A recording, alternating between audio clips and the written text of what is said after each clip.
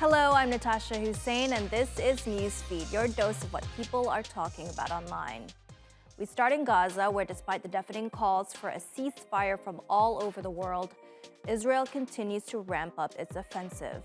The world's foremost international agencies are warning that famine-like conditions are setting in, and they lay the blame squarely on Israel. They've called the impending famine in the enclave's northern region man-made and say it's a consequence of Israel's extensive restrictions on supplies, sustained bombings, a lack of security, and the continued blockade on water and electricity. The UN's latest report says that before Gaza began experiencing famine-like conditions, 70% of Gazans were already suffering from catastrophic levels of hunger. Palestinians in Gaza are enduring horrifying levels of hunger and suffering. This is the highest number of people facing catastrophic hunger ever recorded by the Integrated Food Security Classification System anywhere, anytime. This is an entirely man-made disaster, and the report makes clear that it can be halted. Today's report is Exhibit A for the need for an immediate humanitarian ceasefire. I call on the Israeli authorities to ensure complete and unfettered access for humanitarian goods throughout Gaza and for the international community to fully support our humanitarian efforts. We must act now to prevent the unthinkable, the unacceptable, and the unjustifiable. Like in most conflicts, the youngest and oldest are the most vulnerable. Across Gaza, hospitals are crammed with malnourished babies whose starving mothers can't produce milk to feed them. Last week, the EU's top diplomat, Joseph Borrell, accused Israel of using starvation as a weapon of war. Other leading agencies are now echoing the same sentiment. The thing to remember about starvation and famine, it's always human-made. It's always the result of political choices. Never has there been a famine in modern history that was not because people with power made very specific choices and chose and decided to punish civilians. And what we're seeing in Gaza is no different than that historical record. Palestinian people, the people, are being targeted simply because they are Palestinian, simply because of who they are. Even before the start of Ramadan last week, more than 1 million people in Gaza were experiencing catastrophic hunger. In many homes, the realities of starvation are plain to see. For 6 months, Gazans have been enduring the brutality of war. Almost everyone is subsisting on aid, and that too is scarce. Despite their dismal conditions, many of the faithful are still observing the dawn to dusk fast during Ramadan and finding some solace during the auspicious month. With food supplies critically low, Gazans are scrounging for whatever they can get their hands on.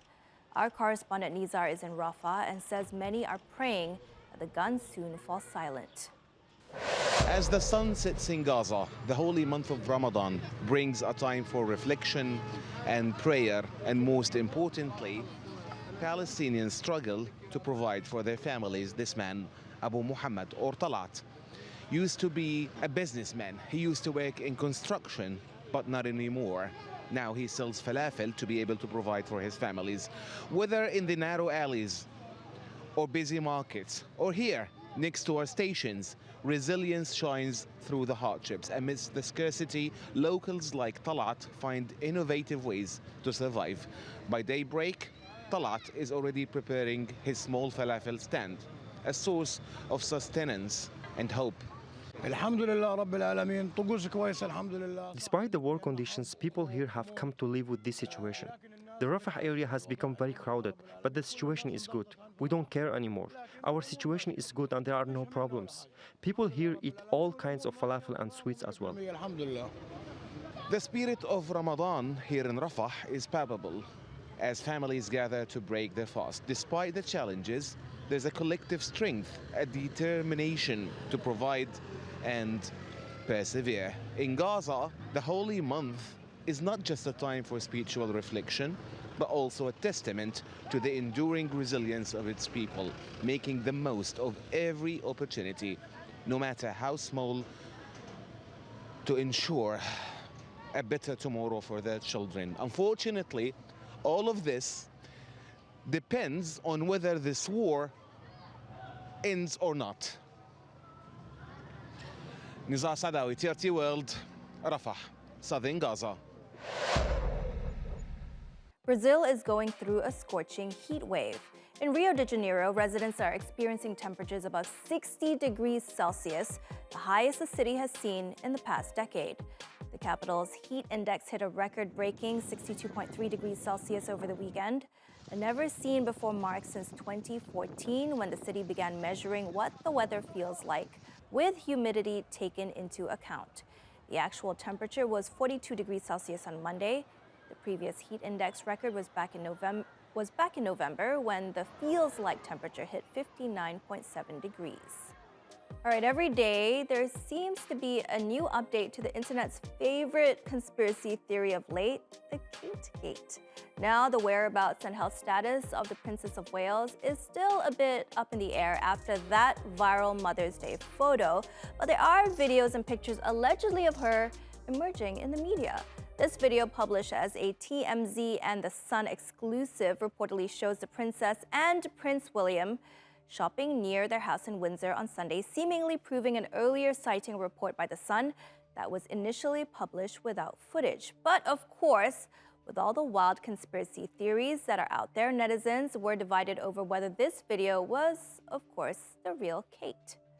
I really want to believe that this is Kate Middleton. It's kind of hard to ignore the things that people are pointing out, because while this does generally look like Kate, she still doesn't look like the Kate we saw at the end of last year. This person made a really good point. If that is indeed Kate Middleton, who just had abdominal surgery and needed months to recover, why is she carrying a bag like this? And it does seem a little strange when she just had what seems like a serious surgery. Other people are pointing out how much younger the Kate in this video looks than the Kate we know, saying this person looks like a girl 10 years younger than Kate, and then this other person said at some angles she looks like a teenager. That was the first thing I noticed as to how much younger Kate looked in this video. I mean, girl is looking good. To be honest, I don't know what to believe, and this must have been the case for almost everyone invested in this, as it looks like some people tried to take their search for answers a little bit too far. The Daily Mirror's royal editor Russell Myers reported that the future Queen's confidentiality was breached, as at least one member of the staff at the London clinic had allegedly been caught trying to access her medical files. The princess underwent abdominal surgery there back in January. This is a criminal offense, if true. I think there is a very interesting discussion that should be had at some point about how much privacy is afforded to public figures, to working royals. What should we expect from them? What should we know? But this is not it. And then there's a part of me that thinks to myself, okay, Royal Rota rep got this exclusive. And at first glance, it reads like a bombshell, but then when you actually look into it, it's like there maybe might have been a person who tried to access her files, but it sounds like they weren't accessed according to a claim that still needs to be investigated. We haven't gotten far in the process yet, but it's still enough for people to jump on. And who benefits from the narrative going even further into poor Kate? Look at what they are doing to her privacy. Won't the madness stop? Instead of focusing on the real issues here that people have regarding the palace and transparency and truthfulness. Looks like there are a lot of trust issues there between the royals and the British public. And to fuel the fire, Reuters and Getty Images are now saying another one of the royal family's photos was digitally altered. This photo of the late Queen Elizabeth with some of her grandchildren was sent out by Kensington Palace, was edited at 8 different locations. Reuters says the changes were made by digital cloning, a technique used to move or mass objects in a photo. The clearest example is Prince Louis on the far right. He was moved back, but his shirt stripes were still visible at the arm of the couch. Social media has also been abuzz with worry over a cryptic post from a well-known figure. And no, this isn't another Kate-spiracy theory. This time all eyes are on 75-year-old fitness guru Richard Simmons. In case you need a refresher, Simmons was the face of health and fitness in the 80s, known for his energetic workout videos and eccentric personality. Hey, I want to dance with somebody. Hi!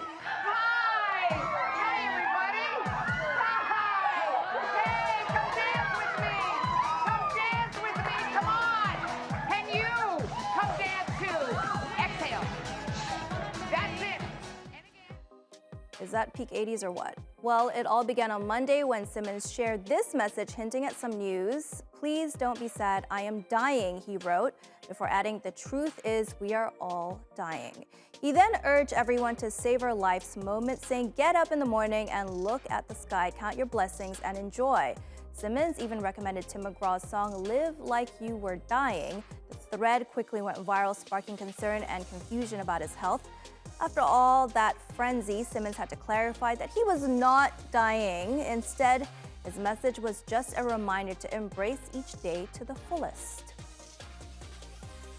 Now, you might be wondering why a motivational message caused such a stir. The truth is, Simmons stopped giving fitness classes and left the spotlight without any explanation back in 2014.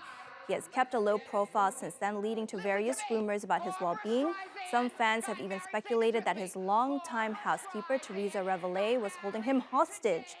Simmons himself debunked this theory, but you know the internet loves a good conspiracy. But there is no need to worry. Simmons is alive and well, continuing to share health tips and motivational quotes on social media.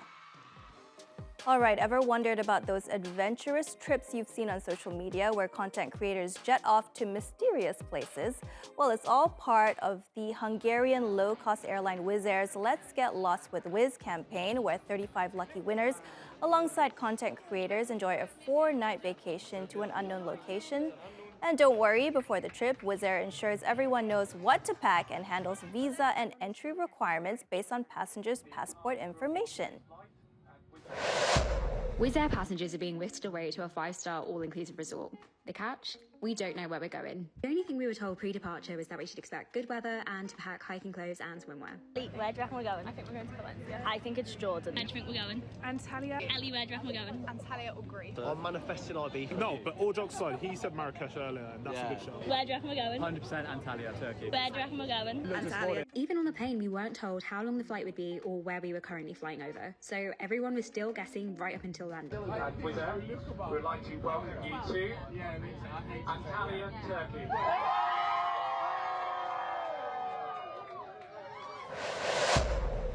The campaign is one of several organized by WhizAir, with past destinations including Rome, Bishkek, and Kutaisi in Georgia. Flights to unknown destinations are a clever marketing tactic, especially during off-peak seasons, as seen with airlines like SAS and Lufthansa offering similar experiences to their members. And it seems to be really successful. It's taken off, as you might say, as my producers can't wait to shoot their shot for the next one. And have you heard about the buzz in Finsbury Park, London? Well, a quiet neighborhood has turned into a hub for art lovers overnight. A mysterious mural popped up on Sunday, sparking excitement among locals and art enthusiasts alike. Speculation obviously ran wild until the elusive street artist Banksy claimed his work on social media. Isabella has more. Fresh foliage breathed to life by Banksy. These shoots of green injecting art into Islington. Already it's put us on the map.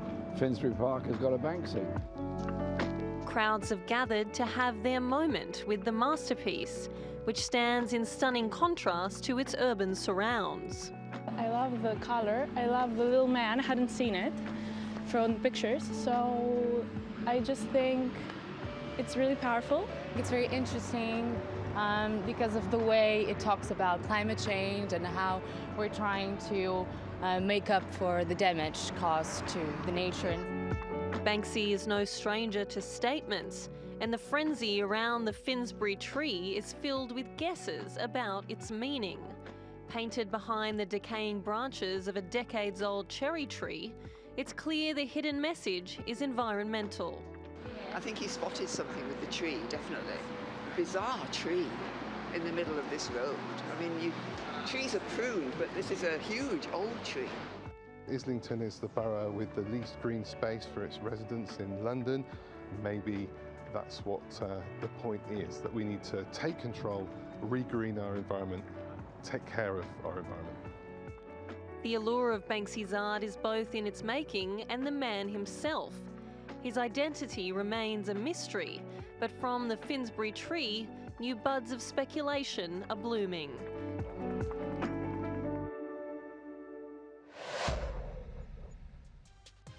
What a powerful art piece. And that's our show. Find our latest stuff on YouTube and do subscribe to our channel. See you soon.